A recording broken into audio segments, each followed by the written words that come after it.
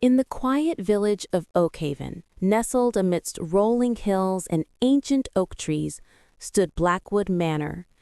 It was a grand old house, its stone walls draped in ivy, and its windows, like watchful eyes, stared out over generations of secrets. The year was 1888, and the air hummed with the whispers of an impending autumn. Lady Eleanor Blackwood, the matriarch, was a woman of formidable presence. Her silver hair was always impeccably coiled, and her piercing blue eyes missed nothing. Her son, Lord Arthur, a man of scholarly pursuits, spent most of his days in the vast library, surrounded by dusty tomes and the scent of old paper. His wife, the delicate and ethereal Lady Clara, often wandered the rose gardens, her thoughts as elusive as the mist that sometimes clung to the manor in the early mornings. One blustery October evening, as the wind howled around the turrets of Blackwood Manor, a distant cousin, young Miss Evelyn Thorne, arrived. She was an orphan, recently come of age, and had been invited to stay by Lady Eleanor. Evelyn was bright and observant, with a keen sense of curiosity that often led her to places others dared not tread. From the moment she stepped into the echoing hall, Evelyn felt a strange tension in the air, an unspoken tremor beneath the polished surface of polite society.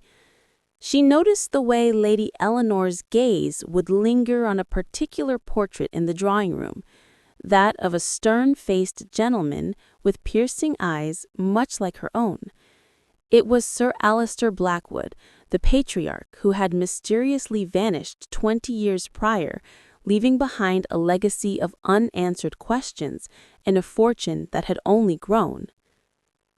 One afternoon, while exploring the West Wing, a part of the house rarely used, Evelyn stumbled upon a hidden staircase behind a tapestry depicting a hunting scene.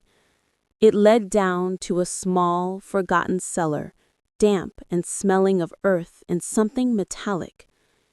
In the flickering light of her candle, she saw an old, tarnished locket lying on the floor. It was engraved with the Blackwood crest and contained a miniature portrait of a young woman she didn't recognize, her face etched with a profound sorrow. Evelyn's discovery coincided with a growing unease within the manor. Strange occurrences began to plague the household. Footsteps were heard on the landing late at night when no one was there. Objects would move from their places, and the faint, melancholy melody, like a lullaby, would sometimes drift through the corridors, only to cease abruptly when anyone tried to pinpoint its source.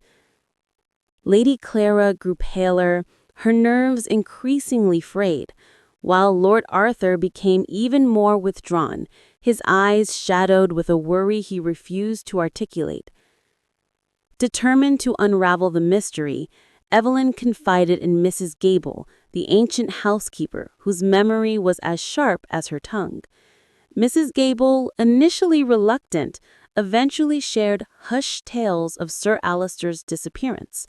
Rumor had it he had been involved in a scandalous affair with a local village girl, a girl who had suddenly vanished around the same time as Sir Alister.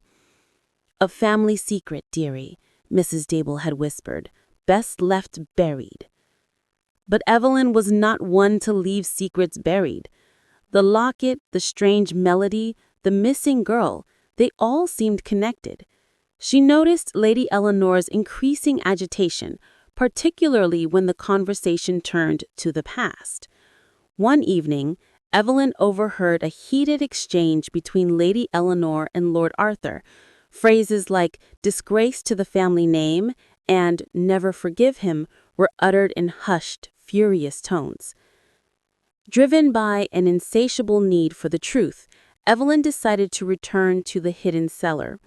This time, she noticed faint scratch marks on the stone wall behind where the locket had been found, barely visible beneath layers of grime. Following the direction of the marks, she discovered a loose stone. Behind it lay a small, velvet-lined box. Inside, Evelyn found a collection of letters, brittle with age, and a faded photograph. The letters were from Sir Alister, addressed to the young woman in the locket, a woman named Isabella.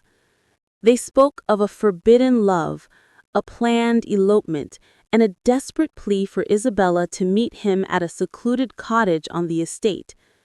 The photograph showed Sir Alister and Isabella, arm in arm, their faces alight with a love that defied societal expectations. As Evelyn read, a chilling realization dawned on her.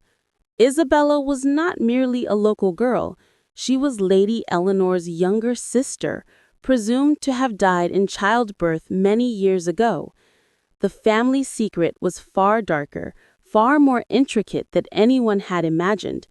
Lady Eleanor, consumed by pride and a rigid adherence to social standing, had orchestrated Isabella's disappearance, feigning her death to prevent a scandal that would tarnish the Blackwood name. Sir Alister, heartbroken and furious, had tried to help Isabella escape, but it seemed he, too, had met a tragic end. The melancholy lullaby, Evelyn now understood, was Isabella's spirit, forever mourning her lost love and stolen life. Armed with this newfound knowledge, Evelyn confronted Lady Eleanor. The matriarch, initially defiant, eventually crumbled under the weight of her long-held secret. Tears, long repressed, streamed down her face as she confessed to her cruel deception, motivated by a desperate desire to protect the family's reputation. Isabella had been locked away in a hidden part of the manor, forced to give up her child, who was then raised as an orphan in a distant town. Sir Alister, attempting to rescue Isabella, had been accidentally killed during a struggle with Lady Eleanor. His body had been secretly buried in the cellar, the same cellar where Evelyn had found the locket. The revelation sent shockwaves through Blackwood Manor. Lord Arthur, devastated by his mother's cruelty and the truth of his aunt's suffering, vowed to bring Isabella's story to light. The family secret, once a suffocating shroud, was finally unveiled, allowing the spirits of Isabella and Sir Alister to find peace. Blackwood Manor, once a house of whispers and shadows, slowly began to heal. The weight of the past lifted, and a new, more honest chapter began. Evelyn, the perceptive young orphan, had not only uncovered a buried truth, but had also brought a glimmer of redemption to a family haunted by its own deception. The old house, now free of its burden, stood as a testament to the enduring power of truth and the quiet courage of a girl who dared to look beyond the elegant facade of a vintage English story.